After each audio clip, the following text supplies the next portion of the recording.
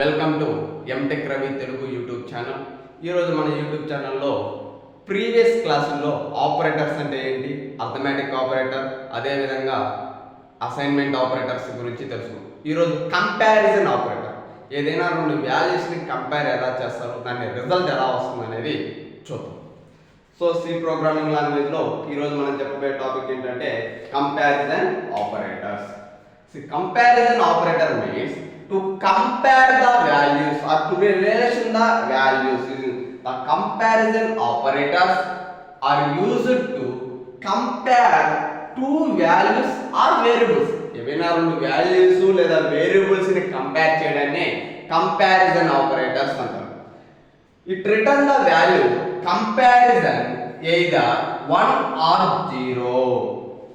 అంటే దాని return values మనకు అవుట్పుట్ ఎలా వస్తుంది అంటే కంపేర్ చేసినప్పుడు 1 లేదా 0 అనేది వస్తుంది. Which means 1 means true and 0 means false. మనం ఏదైనా ఒక కండిషన్ అప్లై చేసినప్పుడు అది ట్రూ ఆర్ ఫాల్స్ అనేది మాత్రమే మనకు రిజల్ట్ అనేది చూపిస్తుంది. సో ఇలా యూజ్ చేయడానికి ఏమంటారంటే బూలియన్ వాల్యూస్. ఈ విధంగా ట్రూ ఆర్ ఫాల్స్ 1 or 0 రావడం ఏమంటారంటే బూలియన్ వాల్యూస్ అంటారు. మెయిన్గా మనం కంపారిజన్ ఆపరేటర్లో మనకు ఉండే ఆపరేటర్స్ ఏమిటంటే ఈక్వల్ ఆపరేటర్. గుర్తుపెట్టుకోండి, జనరల్గా మనము మ్యాథమెటిక్స్లో అయితే ఈక్వల్ అని చెప్పి జస్ట్ ఇట్లా రాసేస్తాం. బట్ కంప్యూటర్లో కంపారిజన్ ఆపరేటర్ ఈక్వల్ అంటే ఈ విధంగా రాయాలి, equal to. Next x is equal to y అని చెప్తాం. ఈ విధంగా ఎగ్జాంపుల్ యూజ్ చేస్తాం. నాట్ ఈక్వల్, జనరల్గా మ్యాథమెటిక్స్ నాట్ ఈక్వల్ ఈ విధంగా రాస్తాం. బట్ కంప్యూటర్ సిస్టంలో నాట్ ఈక్వల్ అని ఈ విధంగా ప్రోగ్రామింగ్ లాంగ్వేజ్లో రాస్తాం. Not equal and greater than, less than. Next అదే విధంగా greater than or equal to, less than or equal to. So ఈ విధంగా మనము కంపారిజన్ ఆపరేటర్స్ అనేవి యూజ్ చేస్తాం. సో దీనికి సంబంధించి ఒక ఎగ్జాంపుల్ చెప్తే మనము ఇక్కడ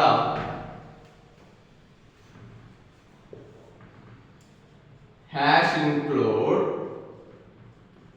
stdio.h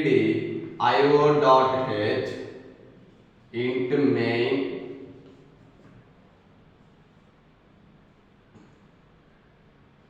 and using for int a is equal to 10, int b is equal to 2, printf percentage d of x equal to y. ఒక statement printf percentage d and x not equal to y, printf percentage d x greater than y. So return statement. So ఈ విధంగా C programming రాసుకుంటే మనము hash include header ఫైల్లో ఇంటి main మెథడ్లో ఇంటి A is equal, ఇక్కడ ఒక వేరియబుల్ కి వాల్యూ అసైన్ చేసాం. a is equal to 10, ఇంటి b is equal to 2 అనే వాల్యూని అసైన్ చేసాం.